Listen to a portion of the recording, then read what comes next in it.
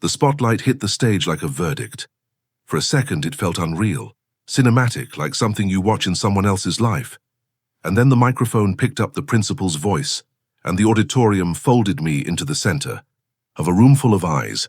"Today," he said, "we'll be addressing a breach of trust that concerned our entire school community.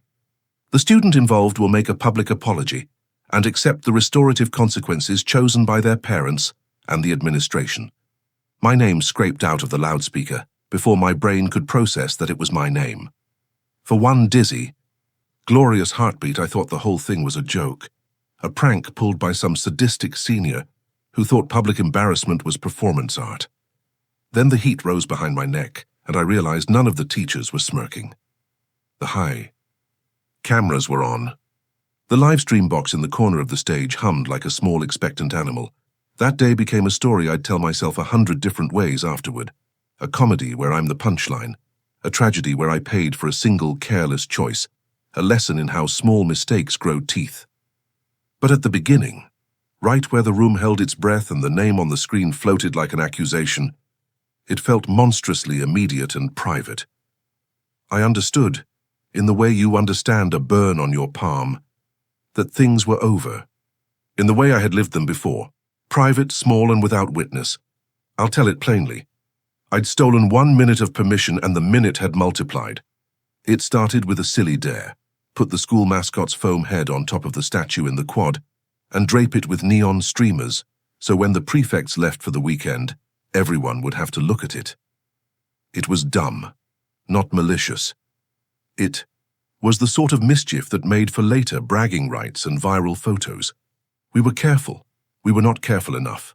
Someone filmed us, someone posted, someone else tagged every kid in the picture, and the photo landed in the principal's inbox before dawn. The post made its way into 2 parents' group chats by 7 a.m., and by 8 the office was awash. The problem wasn't just that we'd meddled with tradition. It was that someone in our little performance had thought it would be funny to put a crude slogan on the mascot's chest about "better rules please" in a bright permanent marker. We had turned a prank into propaganda, and that's when the oxygen changed. In my head, I could already see 1,000 versions of my reputation. The kid who got away with pranks, the witty one, the person people followed for the next caper. I liked the idea of that kid. I liked the way mischievousness made me feel alive. That vanity is a kind of currency for teens, exchangeable for attention, laughs, a feeling that you're not invisible. The photo brought both spotlight and ledger. We'd been to enough assemblies to know the choreography. The principal would speak in the measured tone of someone who'd been trained to be unsmiling for precisely this reason. Parents would be there, and some would be indignant and some would be gleeful. We would be presented as case studies in the same way textbooks make examples of a failed experiment. The assembly would be catharsis for the school, and crucible for us. I rehearsed in my head what would be said at home. My mother, practical and steady, would want to know the truth. She would be angry, sure, but she believed in repair. She didn't do dramatics. My father, no longer in the picture, had taught me to take risks and duck the consequences. I wasn't proud of that. I pictured my mother's face as I'd seen it countless times. Kind hands, a mouth that tightened when she was sorting out bills. I thought I'd be honest and accept whatever the school proposed. That was the adult version of the story I liked to tell myself. Then they called my name. The principal didn't call me to the stage to brand me. He asked me to come forward to offer an apology. I walked as if through a fog. In some small corner of my mind, my feet kept telling me to run, that the stairwell might lead to safety. But the auditorium is a place that makes acts public, the way a microscope makes cells visible. 100 people watching can turn a hesitant sentence into a drama. I stood at the mic. The room smelled faintly of polish and popcorn. The high school auditorium had always been everyone else's theater of triumphs. The microphone was too loud. My voice, when it came, sounded like someone else's. "I'm sorry," I said. "I didn't think about how it would make people feel. I was trying to be funny, and I was immature. It was clumsy and probably inadequate." There's a strange humility attached to a public apology. You are bargaining not just with the person you've wronged, but with the crowd that expects performance, closure, and maybe a tiny show of suffering. People nodded as if gratification came when you obeyed the ritual. A few whispered. There were those whom I'd annoyed before who wore a thin, satisfied expression. A teacher I liked looked at me with something that wasn't quite pity. It was more like a ledger closing. Then the principal read the list of restorative consequences the school proposed: community service hours, an apology letter posted on the school website, a week of supervision of the grounds crew during lunch. That was the ordinary outcome, measurable, public, and proportional. We'd agreed to that in my head before I walked on stage. It was the currency of school corrections. But there was more. My mother had been in the audience. She'd come because she'd said she would, quietly supportive but practical. I'd invited her because I believed in an honest arc. I'd show contrition at school, and then explain at home how I'd made amends. But as I finished speaking, she stood and touched my shoulder in a way that felt like support.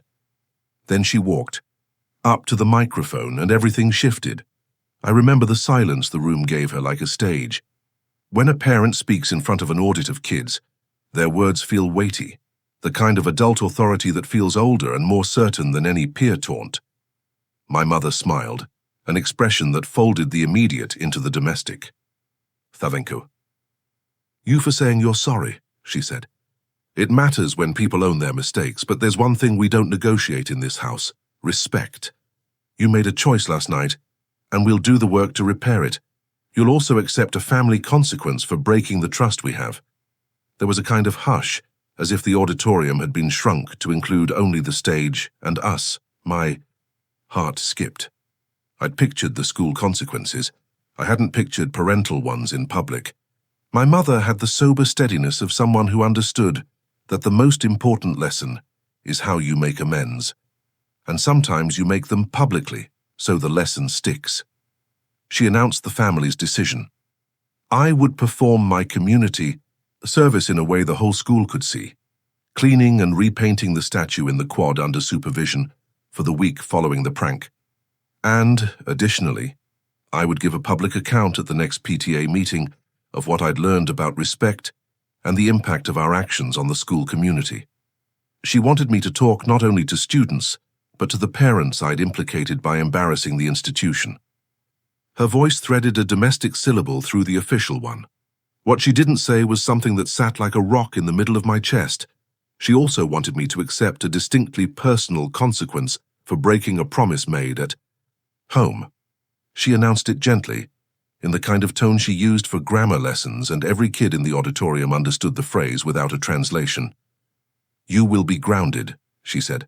Then she added, and you will help me host the school's incoming families evening. You'll answer questions and sit where your community can see you. There it was, the parental consequence that would have paraded me in front of adults. In our own neighborhood, an audience that counted in a different currency. Grounding felt private, but the parents' evening implied spectacle. To my friends it might sound petty. To a parent it's plainly a lesson with a microphone. You will be visible and accountable to our community. My cheeks went hot. I felt like an exhibit. The phrase "I got spanked in front of everyone" is what later late-night conversations would call it. Hyperbole wrapped in humiliation. No belt, no hand on skin, no physical strike ever happened or was intended. But what my mother's plan did do was create a publicness to my discipline I hadn't prepared for. It was a figurative spanking, a ritual of correction where the sting is shame and visibility rather than physical pain. The kids in the auditorium understood the stakes. An adult could see it for what it was. There's a difference between humiliation that hurts you because it's deserved, and humiliation that hurts because it's a spectacle designed to make others' eyes linger. My mother's decision felt like the former. She wanted me to be small enough in front of people to understand the work of repair, to stop being able to scroll past consequences, and instead meet them in real time. The week that followed was an education in embarrassment, dressed as penance. I woke before dawn for 3 days and helped move paints and sandblasting equipment. I learned about the kind of care it takes to restore a public statue. How many layers of varnish you strip, how you protect bronze from patina, while you clean sticky tape from the eyes of a sculpture. The grounds crew watched me with small practical smiles. Some kids came by during lunch and whispered questions about my hard time. People took pictures and posted them. The world shifted in a small orbit around me, like an animal that could not stop sniffing a scent it considered interesting. Cleaning in public is different from cleaning in private. When you mop a floor and no one watches, you are alone with your thoughts.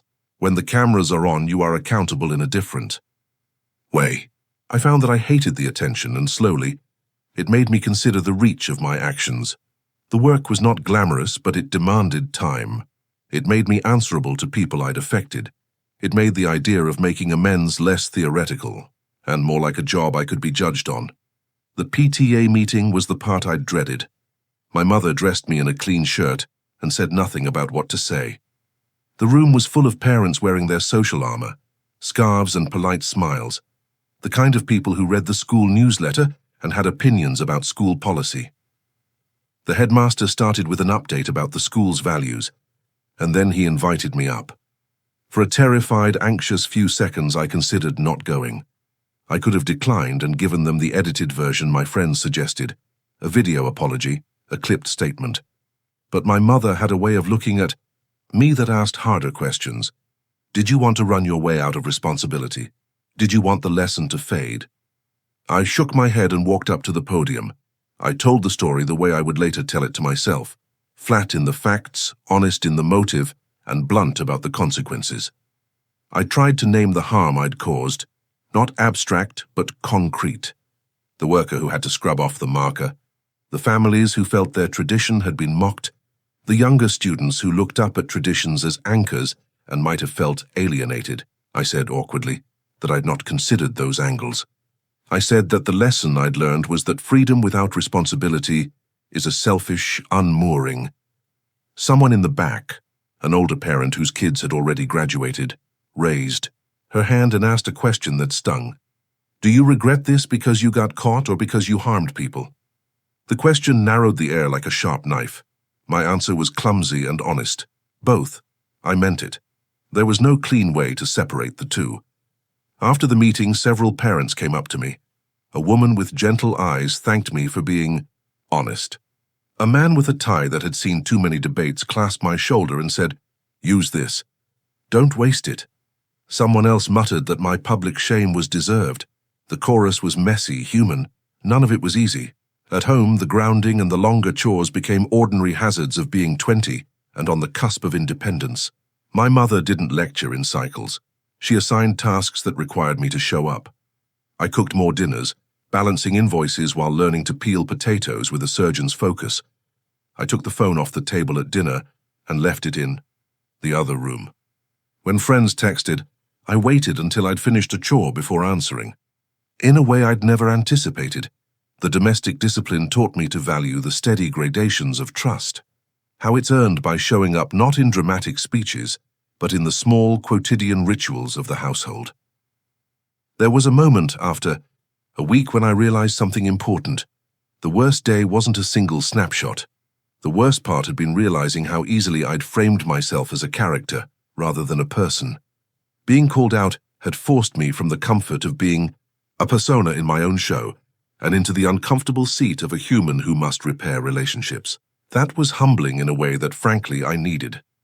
By the time the quad was clean and the PTA meeting was a memory, the social ripples had faded to eddies. Some friends laughed about it at parties, and I laughed too. Because what else is there? To do with embarrassment but to fold it into the narrative.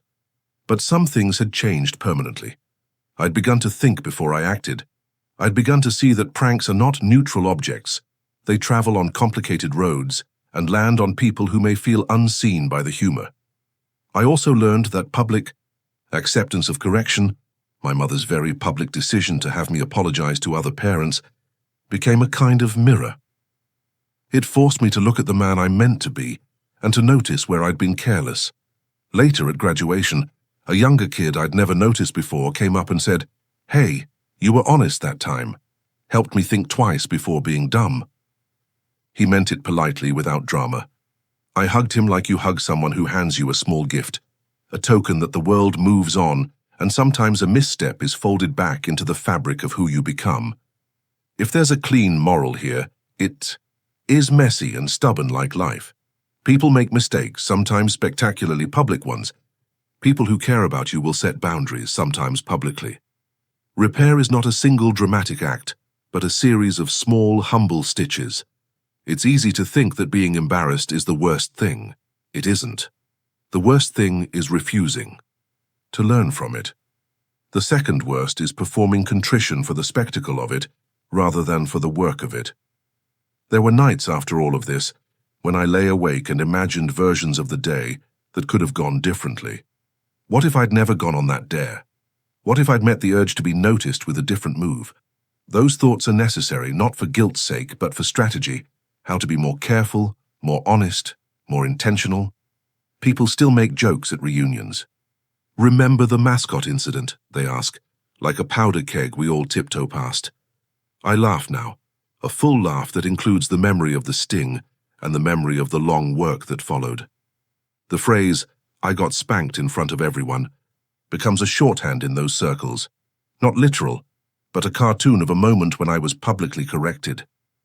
The real truth is softer and more complex. I was called to account in front of my peers and my community, and I was asked to do the work of restitution. That public facing of consequence felt at the time like a spanking. It felt like the world's hands had slapped at the edges of my ego. But the world, when given the right sentence, is less eager to shame than to teach. My mother did not choose spectacle for the joy of humiliation. She chose visibility because she wanted the lesson to live beyond our living room. She wanted tradition, ours and the schools, to be more than stories. She wanted them to be held tenderly, with awareness. In the end, the most embarrassing day of my life turned out to be the day I learned how to be small in public and big in private.